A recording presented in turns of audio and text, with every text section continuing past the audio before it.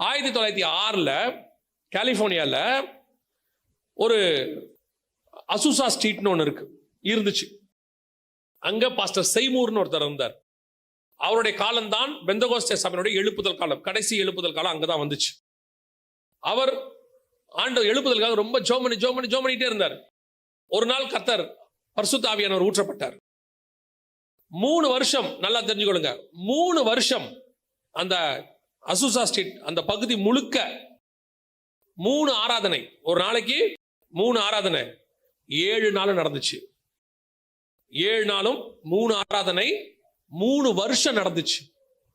அந்த ஊர்ல இருந்த ஃபுட்பால் ஸ்டேடியம் மூடிட்டாங்க.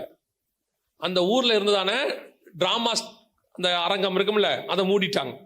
எந்த விதமான களியாட்டமும் கிடையாது.